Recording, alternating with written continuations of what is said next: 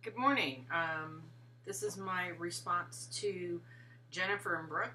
I want to say that it was both of your perspectives about the right person for the right job.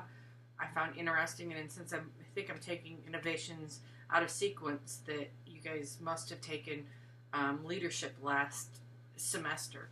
So I had to look up and take a DISC assessment before I posted, which was actually pretty accurate from what I could tell. Decisive, results oriented, friendly, and helpful, which I think that those are all true. Um, and I'll get back to some of the stuff that I've been reading and how that could if you knew somebody's discs results or their some personality things of how somebody's going to fit in, because it is important you have the right person for the right job at the right time. Um, for a while, I worked for an international firm, and in other areas of the world, you can, be more specific because, unfortunately, the um, you're not so worried about being sued. So if you need somebody to work on an assembly line with small, petite hands and good motor functions, you're going to have a line full of small, petite women making probably your iPhones, but that's the right person for the right job.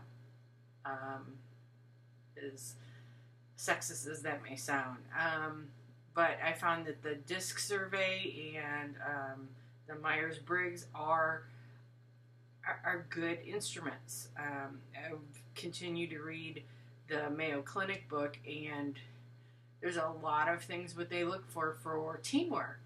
They specifically go through interviews and look at how many times somebody says the word I versus we, and the using the pronoun I is almost death to somebody who wants you to be able to work successfully in a team environment, and they're definitely looking for somebody who's going to use the word we and mean it. And so it's throughout the panel interviews and consistence, so that they're getting somebody that will fit into their culture, and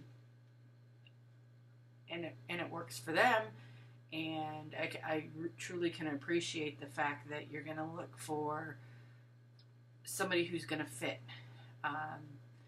I found Brooke's comments about where she works and meeting with somebody who's going to be an outside consultant for basically what sounds to be, that's the cat, a 360 review, and get input from that. I worked for Allied Signal long ago and far away before they became Honeywell, and I had a manager who on his own decided he was going to use 360 reviews for his employees. It didn't work out really well because what he did was he would take direct quotes he would give from other people about what they said about you, and he just focused mostly on the negative.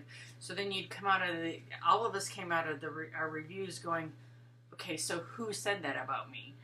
And then when it came to do his 360 review, he suddenly stopped the process because he had said that the feedback wasn't consistent for his behavior, which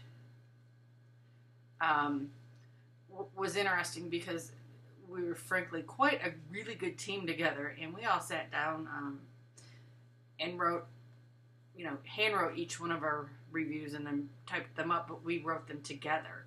So quickly after he got his reviews back, the process stopped. It was really a decisive practice. So if you're using feedback from other team members, I think you have to be careful about the way it's presented. And I think I'm going to need to learn some more about DISC surveys, and if somebody could let me know what book you guys read, that would be much appreciated. Anyway, thanks for the discussion. Have a good one.